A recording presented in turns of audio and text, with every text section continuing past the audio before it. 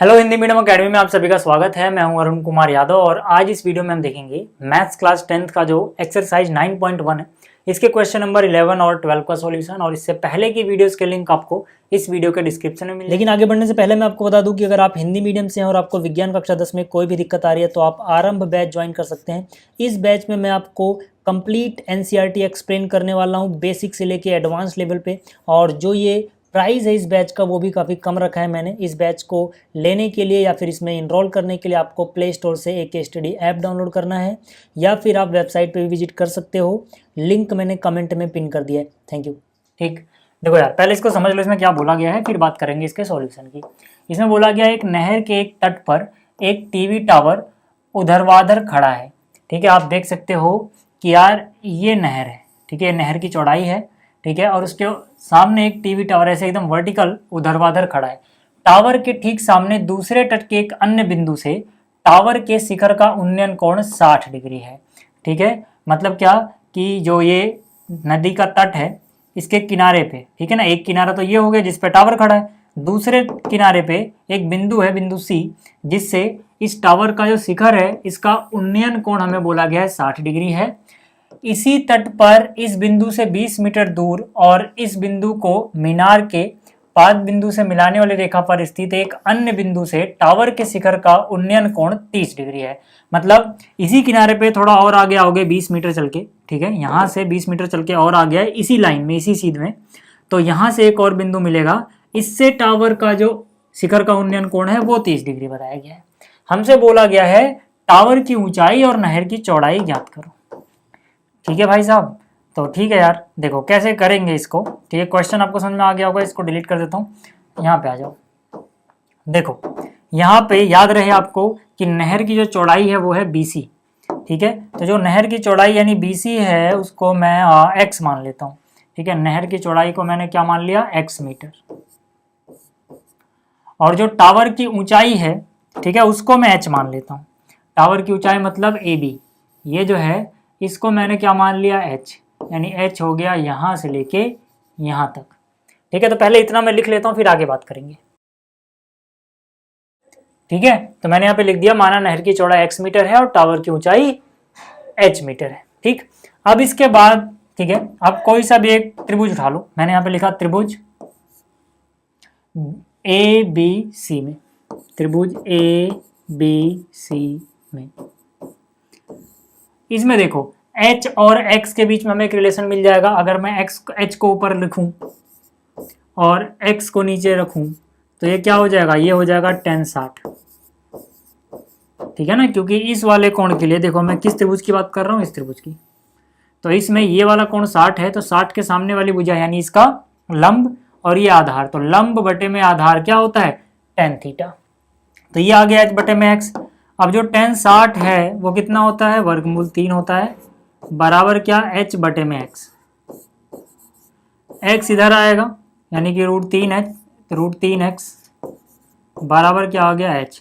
इसको समीकरण 1 बोल के छोड़ दो। एक रिश्ता मिल गया इन दोनों के बीच में, एक रिलेशन मिल गया।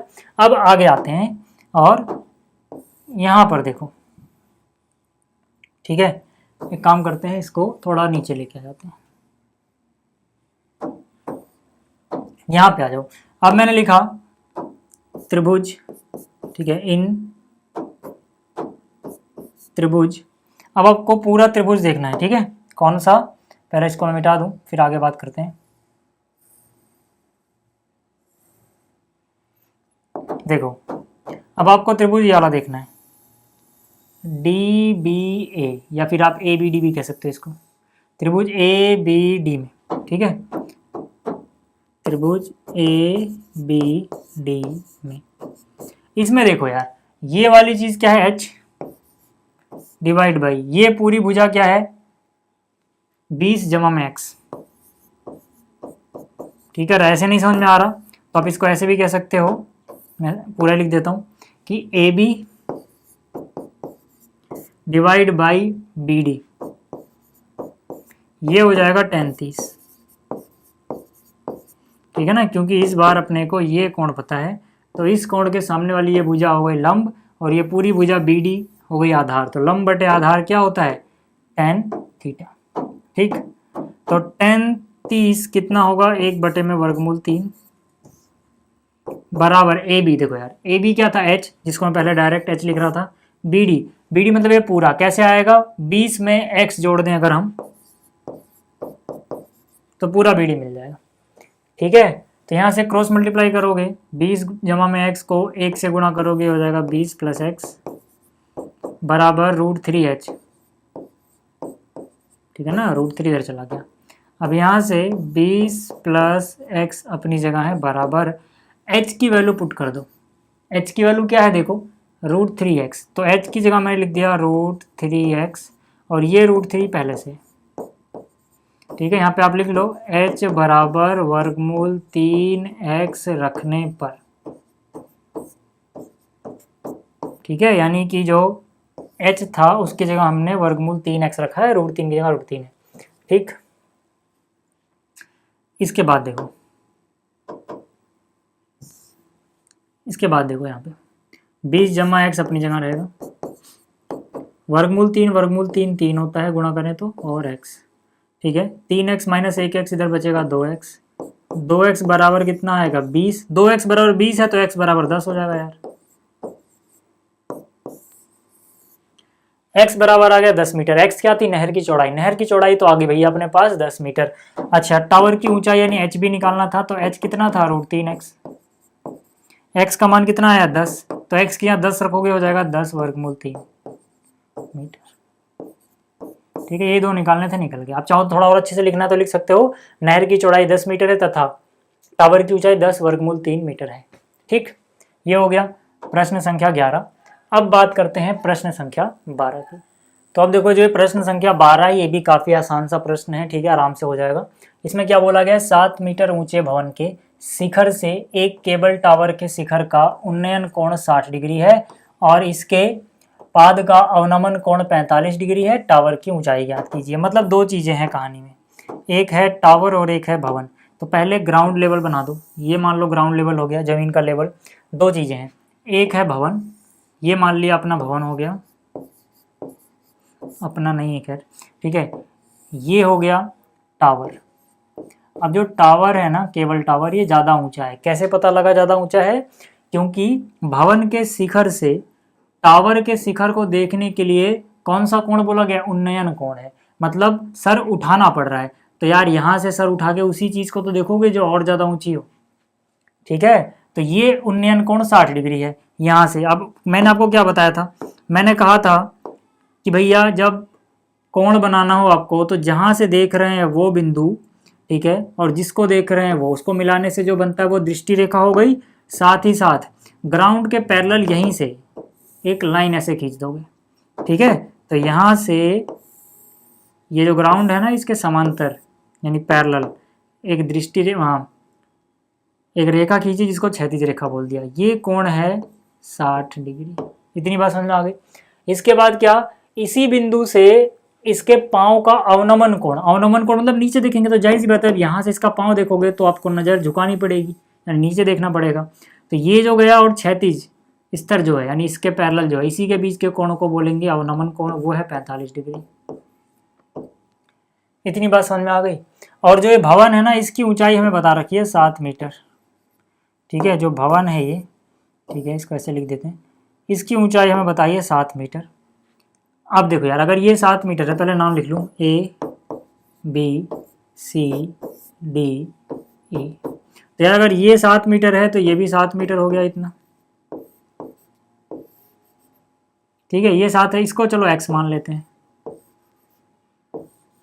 मुझे टावर की ऊंचाई ज्ञात करनी है। अगर मैं किसी तरह से x ज्ञात कर लूँ, अगर मैं किसी तरह से x ज्ञात कर लूँ तो x में 7 जोड़ूंगा, पूरे टावर की ऊंचाई b आ जाएगी। ठीक है, तो यहाँ पे मैं लिख देता हूँ टावर की ऊंचाई है कौन, b। तो b निकालने के लिए मुझे बस x निकालना है, x में 7 जोड़ दूंगा, मिल जाएगा मुझे। ठीक है, और एक और चीज़, ठीक है, यहाँ पर क्या कर सकते हैं, देखो x निकालने के लिए मुझे क्या करना चाहिए कि भैया जो ये त्रिभुज है ना, x निकालना है इसमें, तो इसकी कोई एक और भुजा पता होनी चाहिए। मैं क्या कर सकता हूँ, इस भुजा को आसानी से निकाल सकता हूँ। कैसे, ध्यान से देखो, अगर मैं इस त्रिभुज की बात करूँ, तो इस त्रिभुज में मुझे ये वाला कोण पता है 45 डिग्री, ये वाली भुजा पता है 7, तो यार ये आसानी से निकल जाएगी। ठीक है, तो मैंने वही यहाँ पे लिखा, मैंने यहाँ पे क्या लिखा, त्रिभुज BDC में, ठीक है, यहाँ से देखो इसके सामने वाली भुजा यानी कि BC ऊपर लिख दिया और DC नीचे लिख दिया, ये क्या बन गया, देखो यहाँ पे ये कोण 90 होगा। ठीक है, तो यानी ये तो कर्ण हुआ, इसके लिए लंब हो गया और ये आधार हो गया, यानी कि यहाँ पर इसके लिए लंब हमने ऊपर लिख दिया है BC और जो आधार है वो नीचे लिखा, यानी लंब बटे आधार। तो लंब बटे आधार क्या बनेगा, tan थीटा। तो यहाँ से आ जाएगा tan 45। tan 45 होता है 1 बराबर BC कितना है, BC है 7 डिवाइड बाई क्या DC गुणा में 1 करोगे DC बराबर कितना 7 मीटर। तो DC तो पता लग गया, लेकिन DC तो नहीं निकालना था। DC हमने इसलिए निकाला है ताकि हम X निकाल पाए। ठीक है, तो DC पता लग गया भैया अपने आप को। ठीक है, अपने को अब आते हैं दूसरे त्रिभुज में। ठीक है, तो यहाँ पे मैंने लिखा त्रिभुज DCE में। किस त्रिभुज की बात कर रहा हूँ मैं, हाईलाइट कर देता हूँ, DCE, इसकी बात कर रहा हूँ, ये मुझे पता है। ठीक है, 60 डिग्री है। तो DCE में DC यानी कि जो X है डिवाइड बाई CE यानी कि जो X है डिवाइड बाई DC जो अभी हमने निकाला है, तो ये हो जाएगा लंब बटे में आधा, यानी tan 60। tan 60 कितना हुआ, वर्गमूल 3। CE को हमने X मान लिया है, DC 7 आया है। तो यहाँ से अगर X की वैल्यू निकालें तो कितना हो जाएगा, 7 × √3 यानी 7√3। इसको थोड़ा अच्छे से लिखना चाहो तो ऐसे लिख दो, X बराबर कितना 7√3 मीटर। ठीक है, अब हमें हाइट निकालनी थी। ठीक है, height of tower, height of tower क्या थी, BE कैसे आ रहा है, X में ये 7 जोड़ दो यानी X + 7। अच्छा, X की क्या वैल्यू आई है, X की वैल्यू आई है 7√3, तो X की जगह लिख दिया 7√3 प्लस में है 7 कॉमन आएगा, √3 + 1 मीटर। तो ये आ गए अपने पास हाइट ऑफ द टावर। ठीक है, तो ये हमें निकालना था, हमने निकाल दिया। तो इस वीडियो में इतना ही, जल्दी मिलेंगे अगली वीडियो में। इस वीडियो को देखने के लिए धन्यवाद।